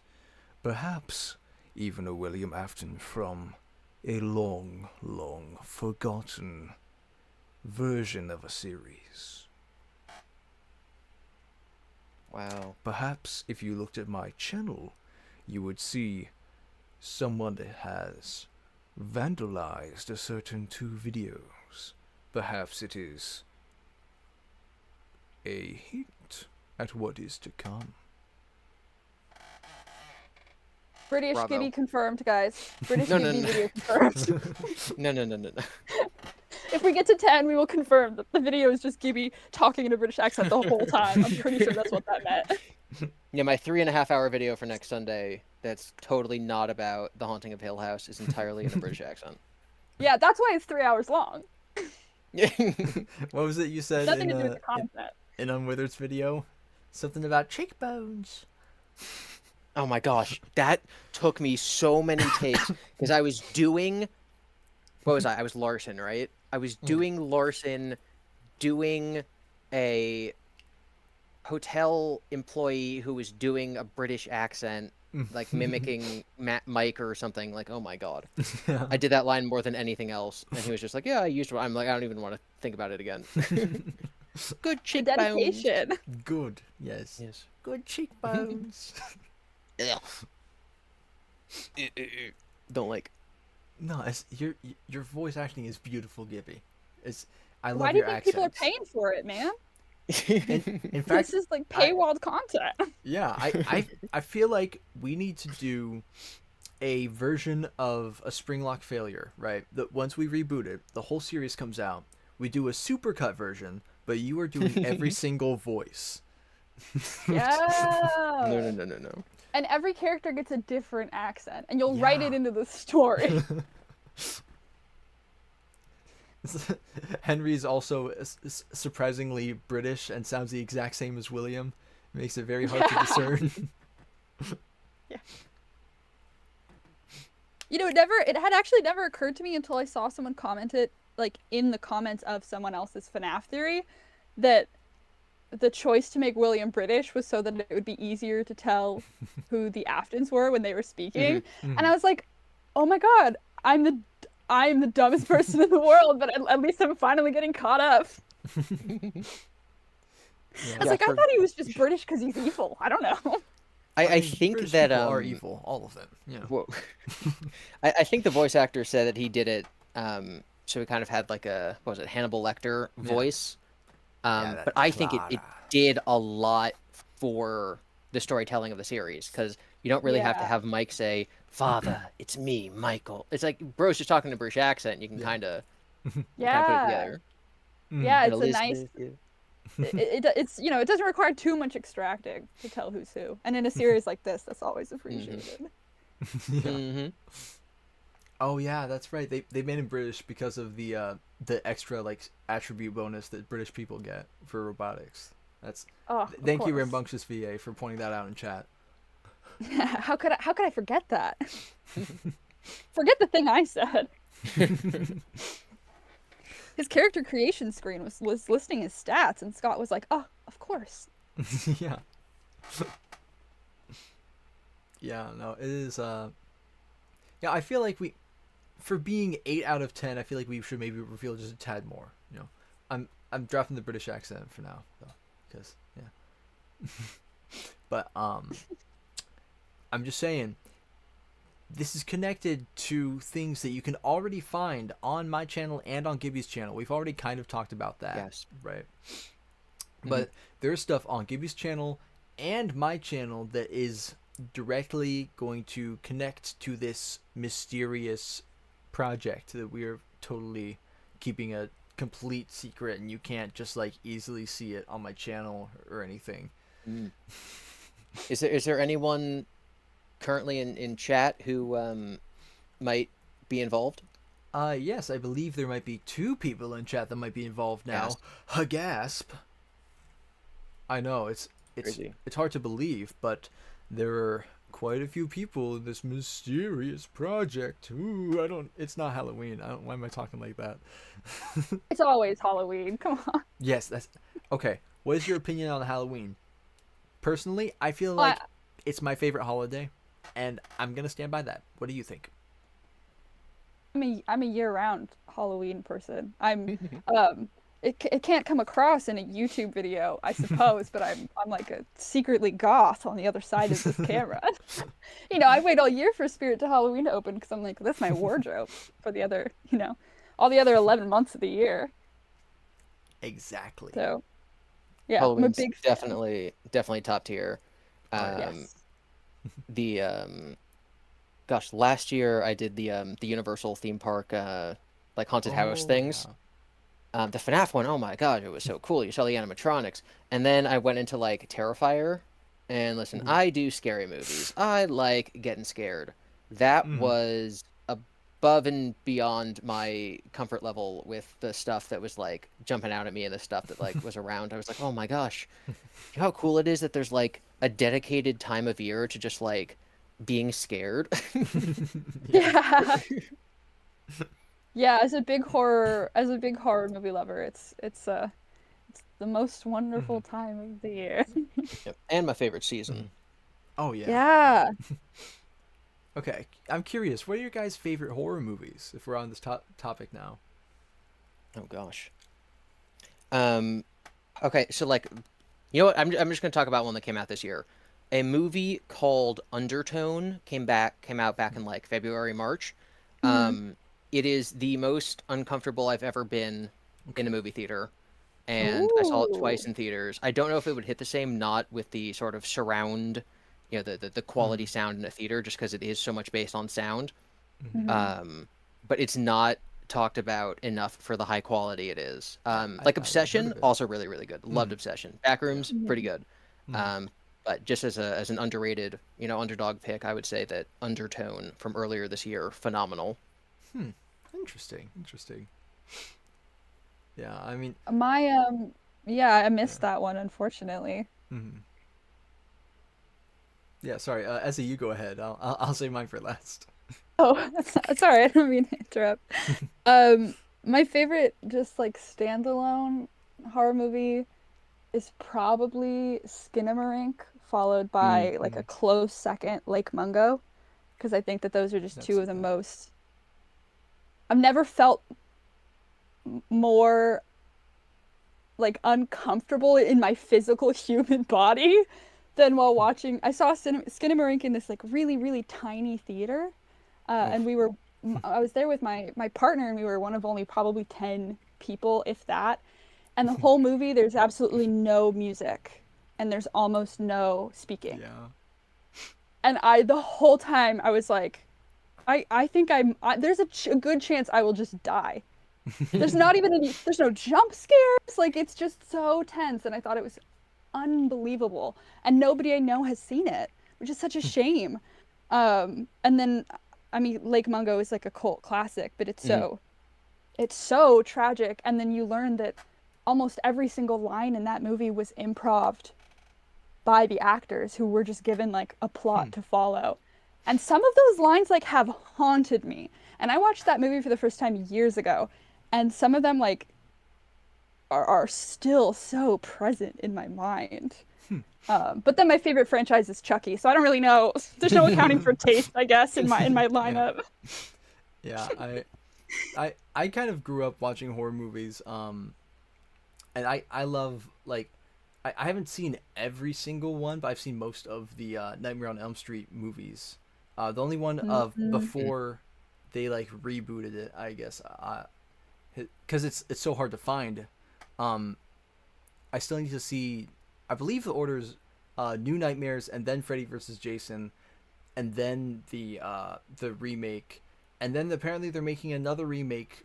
They like just have production like they decided on the script based on the original script for the first movie. So apparently Yeah, I they're just saw remaking that. it. Yeah, I'm like I really hope it's good. Honestly, I love Nightmare on Elm Street, and I feel like Freddy as a horror icon has sort of fallen to the wayside. But yeah, he's sort of Yeah, fallen to the I wayside compared to like Jason. You know. I agree. I think Yeah. that you said that you haven't seen New Nightmare. I think that's the most interesting. That's probably my favorite Mm, after the okay. first one. Mm-hmm. And it's also like the entire basis of like Fazbear of Fright's Fiction. It's Yeah. just an incredibly Hmm. interesting concept. Mm-hmm. From one Freddy Um, to another. Phew. Yeah. Honestly, Johnny, thank you so much for not yeah. specifying an accent. Thank you, thank you, thank Yeah. you. Thank you for that, Johnny. So that is 9 out of 10. Uh, so real quick, I'm just gonna finish my thought.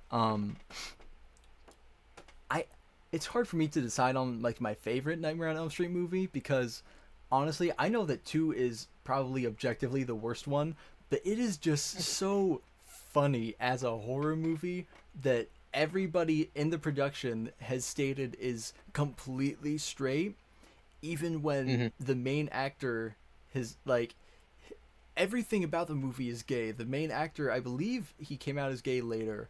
Um, Yes. Everything about it, besides the one little relationship, is the gayest thing ever, and I love it. Like it's like I watch it in a similar way as I watch like Rocky Horror, uh, Mm. you know, Mm-hmm. but it's funny because there's like a level of sincerity that Rocky Horror doesn't have compared to Nightmare on Elm Street 2. It's like they really wanted Yeah. to make a good movie, but it is just I don't know. I love that. It's the It's one of the unintentional most camp. Yeah. yeah. One of the most interesting, like you were just saying, behind the scenes Hmm. stories, is just that everyone working on it claims that Hmm. nothing about it was supposed to be, um, gay. Yeah. But you watch it and you're like, that can't be true. Someone's lying. Someone here is lying. Yeah. Like spoilers for probably 30 plus year old movie. I'm not quite sure. When the second one came out. But there's a scene where Freddy, using the body of the main dude, kills somebody in a gym shower, and like with a towel, if I remember correctly, like whips him. Like that's I don't know if that's exactly what I define as straight. Well, talk about death of the author. You know, you have the creator there saying nothing here was intentional whatsoever, and then the text of the film is very clearly the exact opposite. Oh yeah. And I'm like, you're gross lying. Someone commented about a similar situation on that video actually, and it made me think of Supernatural, which is like I don't know, maybe a bit of a cringe pull, but like there's so many characters in that are so obviously gay, and yet the actors are like largely straight white men from the South, and they're like, no way, and you're like, okay, well, I'm sorry, but there's a subtext here even you were unaware of. Yeah. Oh yeah, I will say. Go ahead. I was just gonna say, you know, Chucky is definitely a big blind spot for me, horror movie wise. I don't think I've seen any of them all the way through. I've seen all of them, including the direct-to-DVD ones. Wow. And they don't get any better the further they go, and yet you just keep watching. I think that I saw, because it was like when I still had cable. I think I saw the second half of Child's Play 2. I think, and that is like that's my only exposure to Chucky. You got to be love bombed into liking the rest of the Chucky franchise. Yeah, but yeah, but Saw is my other favorite horror franchise, and that one's, you know, every single Saw movie is a banger, even the ones that are objectively bad, all bangers. Yeah, but I never even like fully answered the question, because like I grew up like sort of young. I watched the first Nightmare on Elm Street, and I love that franchise as a whole. But for 19, probably for the first 19 years of my life, the scariest thing to me was the first Alien movie. What an incredible film. It is so good, and I like that's another thing that I like to pay homage to in like my own creations, like and stuff like that. But it's so funny because my two favorite horror movies right now probably are the first Alien and Obsession, for two completely different genres of horror movie, but they both do what they seek out to do so well, and it's just chef's kiss. Absolutely. Alien is a masterclass in everything. Oh yeah. Yep. Even like if I recall, they were like shooting with a different script initially, and then they like had to rewrite scenes as they went because people were like, things were shifted, like people were kicked off production, and Ripley was like almost like a last minute addition, if I recall. Wow. From what I've heard, like, I believe she was supposed to be like within the film, but I don't think she was supposed to have as big a part as she did initially. I might be lying about that, but I watched it. I did a deep dive on it like, I don't know, 3 or 4 years ago. but yeah, I believe that a lot of Alien, similar to like older movies at the time, it was just sort of like, you know what, right now during production we're going to change a whole half of the movie.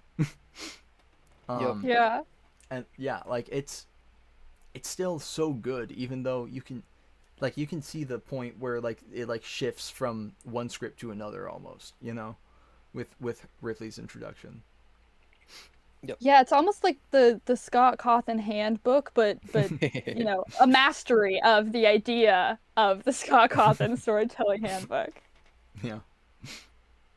Oh yeah, and sorry, 9th out of 10th super chat. So reveal a little bit more, just a little bit more. So, what do we reveal, Gibby? What do we reveal? We'll reveal that the project might involve quite a lot of cooks in the kitchen, quite a lot of creative voices. It is something that will be coming mostly this year. And I think that I just came up with a thing that'll have to be the 10 out of 10 though. Okay. There's a YouTuber's project out there that I think is comparable to the type of thing this is, which is incredibly vague unless you know exactly what I'm thinking of. Yeah. Do you know what I'm referring to? Yes, I think so. I think I know what you're referring to. Because I think so that'll be like that. Yeah. Exactly. That'll be the final reveal. But yeah, no, I'd say ongoing multiple video thing that involves quite a lot of creators that I'm a part of. And the story will be told on Silv3r's channel, and then aspects of it will be part of my Tale series. Yes, and your characters are very, very intertwined with the story as a whole right now. Heck yeah. And I think of quite a few like big deal things that will be for the final super chat. So we just need one more, and we got some huge reveals and stuff. Also, I'm just gonna DM you real quick, Gibby, just to double check, get your opinion on saying this. Okay. The behind the scenes. Behind the scenes, yeah. Yeah, and ideally it'll be one with the most obscure accent request possible. No. If the people are truly kind to me. I'm bad at typing. Hold on a second. That's okay. I will say, just because I didn't get to say anything about Skinamarink or Lake Mungo, but I've heard that Lake Mungo is just a beloved classic, like just a phenomenal horror movie that I've not had the chance to see. And then Skinamarink, I think I just keep making excuses for myself to not watch it. But I've heard good things. Candy really likes that movie. And so maybe if we end up doing if like me, you, and her do like a podcast or a live stream, you guys can talk about that. Oh, boy, I would love to talk about Skinamarink with anybody. That is like, the problem is that you kind of have to watch it on the biggest screen you have with the highest volume possible. No phones. Yeah, you just have to commit to the fact that you're gonna scare yourself so badly, and it'll be your own fault. Yep. Someone in chat guessed Oof Troop for the person I was referencing. No, but it is someone who is has maybe made some very popular FNAF videos who were sort of referencing their style. I believe we're at 10 now, right? No. Yeah, I think that's 10. That's 10. Okay, so just give me your opinion on this DM that I just sent you, just first before I reveal anything for sure. I think hampering some expectations, just so that in case it doesn't work out, there's that. Okay. Shizu. Okay, well, I mean, 11 out of 10. Shizu's one of the people involved in the project. Wow. Oh my gosh. Thank you. Yeah. Well, I'll just start off. The project that we've been talking about this whole time has been a Springlock Fantasy 2026. Now, it has been pushed back a lot. We've had people join and leave the cast since the initial reveal on I think it was January 1st. But there will be soon-ish a reveal of the new cast list and all that sort of stuff.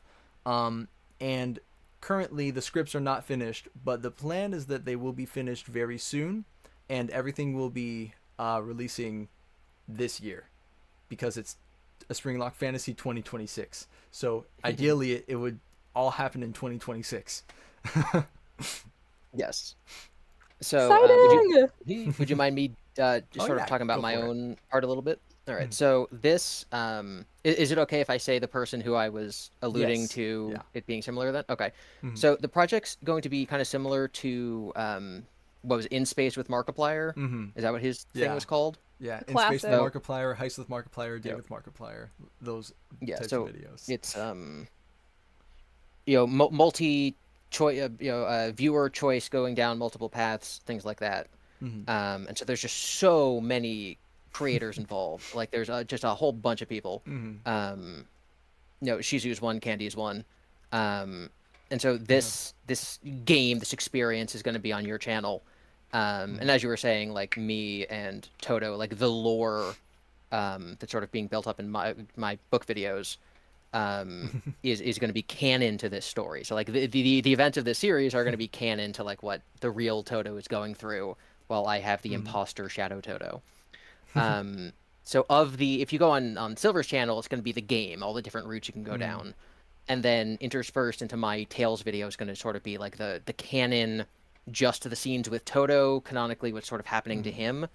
So that like when he comes back to my series in live action, it's like, oh, this is the little adventure he went on. Mhm. Yeah. So yeah, super super super exciting, super fun. Yeah. Well, yeah, I see. Wow, that sounds really cool, you guys. Yeah, I see multiple people who are in the project in chat. I'll just name them off. We got Johnny the Night Guard, Shizu, and Clavis are all part of this project as well. And even though I've not written all of their scenes yet, I'm very close to figuring it out how the pieces fit together. It's very difficult to put the pieces together, you know. But yeah, there's, and I, this is I'm not gonna say whatever big name, but I believe that we have a very big YouTuber within the FNAF space, who is also a part of this.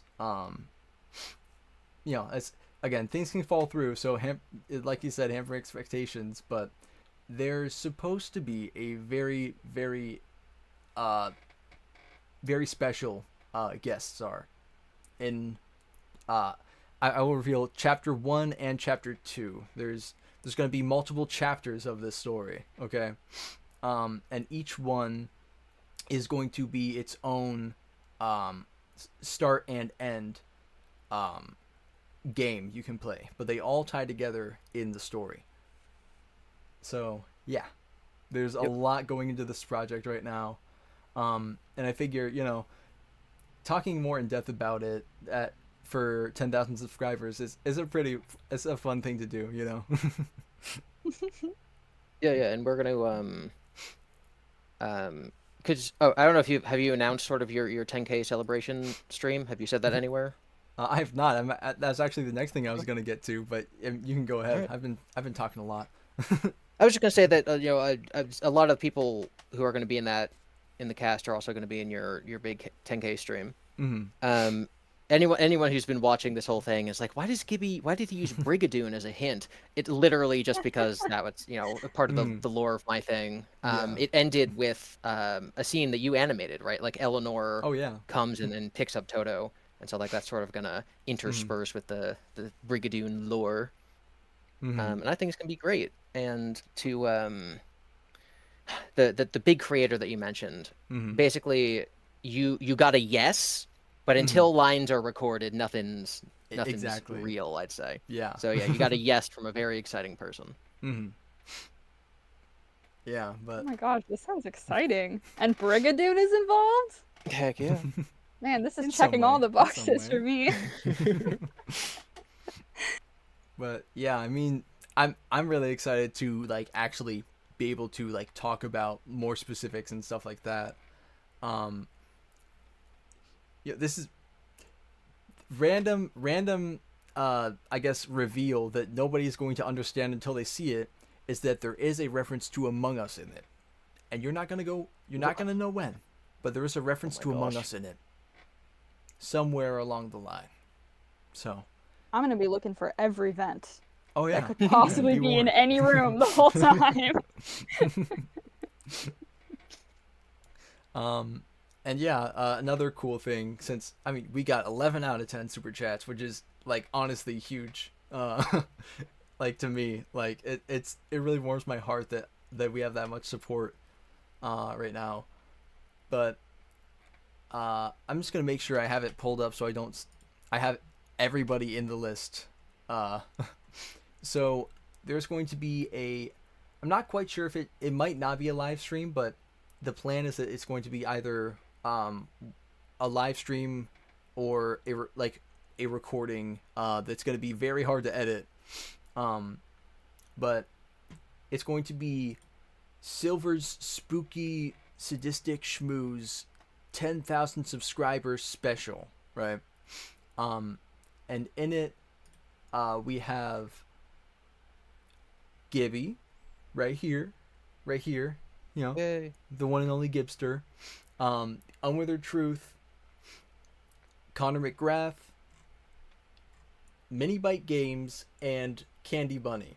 Now I've done episodes with all these people except for Candy so far, but this is gonna be it's gonna be a fun concept. Yeah, I'll reveal it. So we're going to be working on just sort of a thought experiment of a FNAF reboot of like similar to what Unwithered has already done. But all of us are going to be working together to sort of build from the ground up a reboot of not just the first game, but of the franchise as a whole. Like it's just a fun thought experiment for 10,000 subs. So yeah, With look a forward to that. star-studded cast, no less. Yeah, super How exciting. exciting. Mm-hmm. Whoa, I'm looking forward to this. I'm very excited. Thank you. Speaking as someone that's outside of it and gets to have this fun little look in. Oh my goodness. I'm hyped. I feel like I'm in chat. I'm like, oh my god.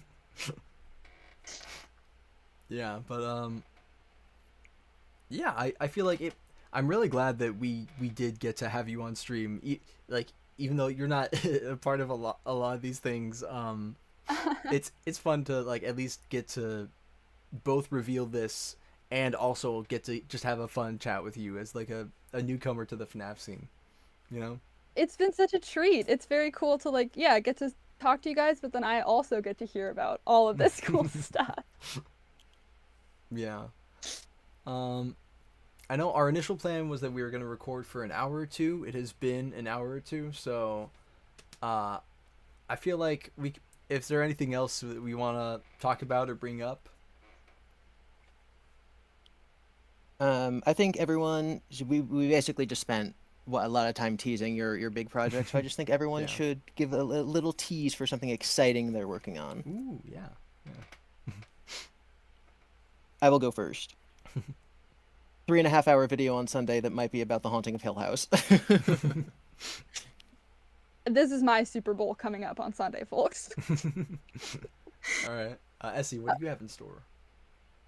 I am working on a very fun video where I go, way too in depth about Candy Cadet, one of my favorite FNAF characters. Okay.